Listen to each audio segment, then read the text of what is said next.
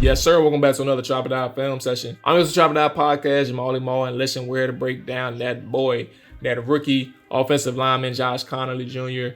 From Oregon. Last time we talked about Josh on this YouTube channel and the film session side was coming out as an Oregon offensive lineman. We talked about his days at college. So what does he look like in the NFL, right? First and foremost, in the first game against the New England Patriots, we did do a film session. You can find that on hogshaven.com. Just look up Josh Conerly Jr., put my name in, Jamal Forrest. You will find the film session there. Against the Cincinnati Bengals, how did he perform then? I think it was really impressive. Pass rush, pass situations, as well as the run game. He was really good, but more importantly, in the run game is where he's been standing out. And I think that's really good for a team who really needs to get this run game going outside of a Jaden Daniels, right? And I think he's made a case that he can start week 1 for Washington. Will they do that? We'll see how they kind of line things up moving forward in the near future. But I do think that his quote unquote underwhelming training camp and practices has just been something that was overstated,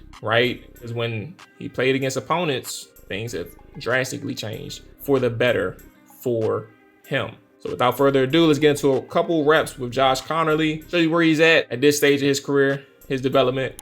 Hit that like button, hit that subscribe button. Chop It Out film session starts right now.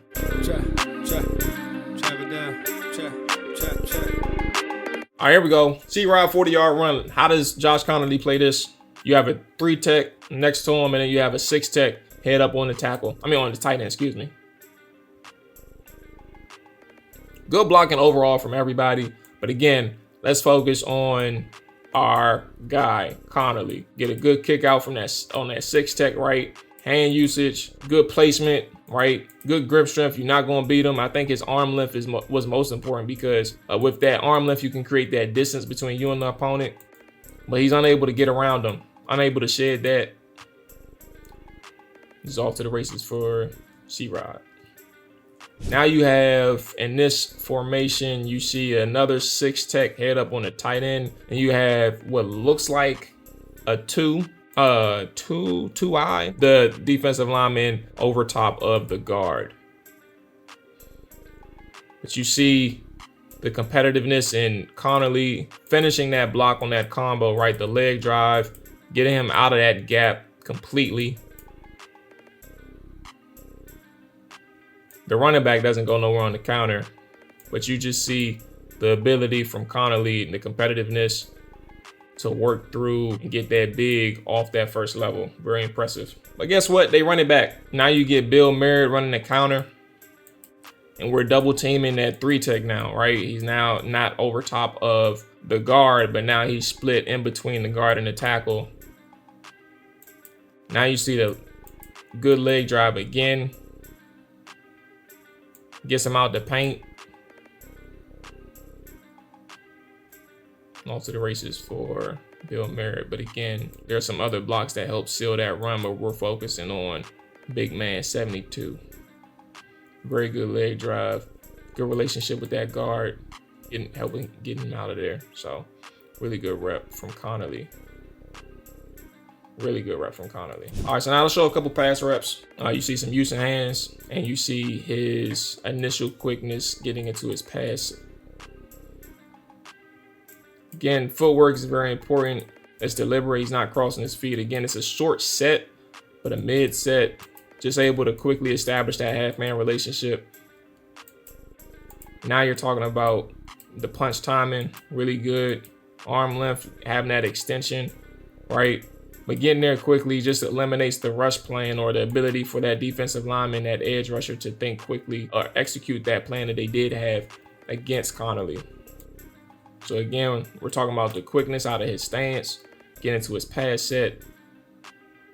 All right, in this moment, we're talking about a different pass set that he takes against this pass rusher. Vertical set, a little bit longer, going down a line as opposed to an angle. But again, good footwork, good grip strength when engaged. Now you don't want him to displace like that, right? The edge rusher did a good job of shedding and getting his hands, keeping his chest clean, right? But then he re-engages. So good mirror ability in terms of being able to stay in front of this guy, right? Doesn't give up on the rep just because he gets hand swiped. He gets right back involved, latches right back on. Now, granted, if you see here, it's not like he has the defender hemmed up. I don't know if you can see it on your side of the screen, but his hands are just on the shoulder pads. It's not like he doesn't have him hemmed up. So like he can shed again if he needed to. But I think that's one of the main things is just get better with the grip strength when engaged for Josh. But just a really good rep to stay in front of your defender. But overall, like the pass set is clean. The footwork is clean. All right. That's a good rep. All right, so that's going to wrap it up for the Conerly film session. Just a few plays to show where he's at in the pass and run game for Washington. I think that he is a very good run blocker. I think for Washington, that's a really good sign for anybody. If you can have a strength coming out, right, and you can utilize that, I think that's really good. That's the same way I felt about Brandon Coleman last year. Very good run blocker. He's aggressive and physical in the box. He's a competitor in that aspect. And I think for Washington, having that same offensive lineman who can be utilized in that aspect early on can be very beneficial for Washington in the run game and your running backs as well. I think he makes a case for starting week 1.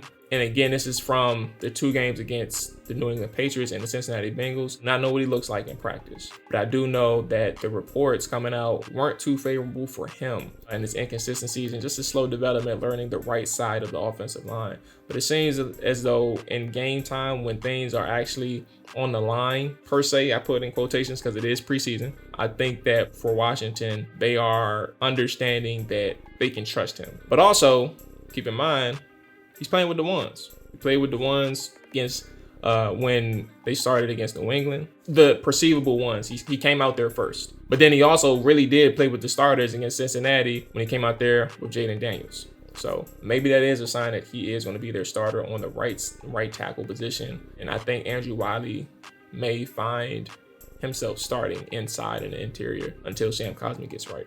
But we'll see. Again, that's going to wrap it up for us. Hit that like button, hit the subscribe button if you haven't done so already. And until next time, man, peace.